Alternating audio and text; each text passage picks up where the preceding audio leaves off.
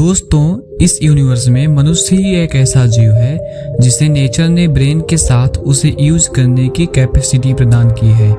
इंसान आज अपने इंटेलिजेंस एंड स्किल्स के बल पर कहां से कहां पहुंच गया है। जैसे इंसान आदिमानव के लाइफ से अंतरिक्ष में कदम रखा और इंसान अपने ह्यूमन इंटेलिजेंस को यूज करके कंप्यूटर, इंटरनेट एंड स्मार्टफोन जैसे अनेकों इन्वेंशन किए, जिससे इंसानों की सिविलाइजेशन डेवलपमेंट को एक नया डायमेंशन मिला।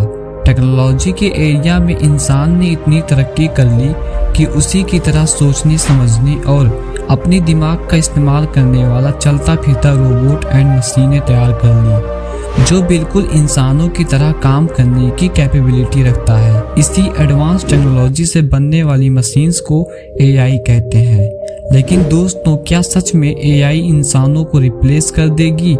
ये सवाल काफ़ी दशकों से चर्चा में है, क्योंकि इंसानों ने जब से साइंस एंड टेक्नोलॉजी को अस्तित्व में लाया, तब से इंसानों की ओल्ड सिविलाइजेशन एक मॉडर्न सिविलाइजेशन बन गई है। लेकिन दोस्तों, जब से चैट जीपीटी लॉन्च हुआ है, तब से आर्टिफिशियल इंटेलिजेंस की काफ़ी चर्चा शुरू हो गई है।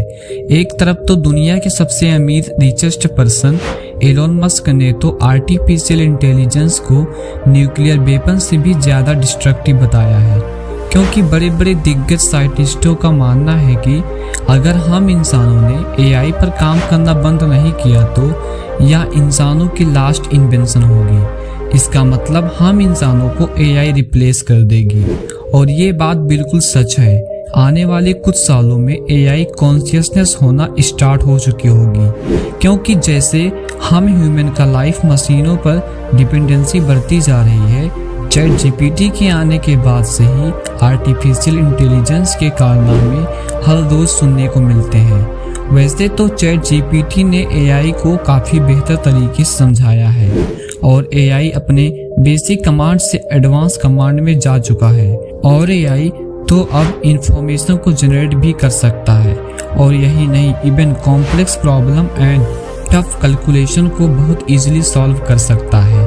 कई लोगों का मानना है कि आर्टिफिशियल इंटेलिजेंस आने वाले टाइम में काफ़ी डेंजरस साबित होगा, क्योंकि इससे साइबर अटैक तथा फेक इंफॉर्मेशन को वायरल किया जा सकता है, जिससे वर्ल्ड वॉर 3 हो सकता है, जो पूरे ह्यूमन सिविलाइजेशन का एंड पॉइंट होगा।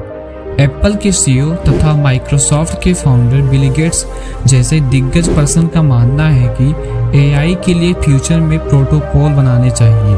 अमेरिकन प्रेसिडेंट जो बाइडेन ने आर्टिफिशियल इंटेलिजेंस को लेकर चिंता व्यक्त की है। ईयर 2020 में एक इंटेलिजेंट एजेंसी की रिपोर्ट आई थी, जिसमें साइबर सिक्योरिटी के लिए एआई से मदद लेने की बात कही गई थी। वैसे एआई इंसानों के कंपैरिजन में बड़े खतरों को पहले से ही ट्रैक कर सकता है। इसका मतलब एआई इंसानों की सिक्योरिटी को ब्रेक कर इंसानों पर कंट्रोल करने का सॉल्यूशन ढूंढ सकती है। इससे पूरे मानवजात को खतरा पैदा हो जाएगा। मैं आपको बता दूं, इसी की वजह से जर्मनी ने चैट जीपीटी को बैन करने की तैयारी कर ली।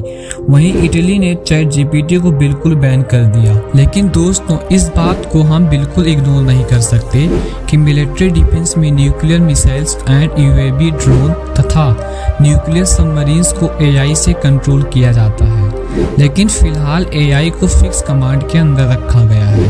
लेकिन आने वाले फ्यूचर में आर्टिफिशियल इंटेलिजेंस काफ़ी एडवांस हो जाएगा और एआई इंसानों की विदाउट परमिशन सेल्फ डिसीजन लेगा।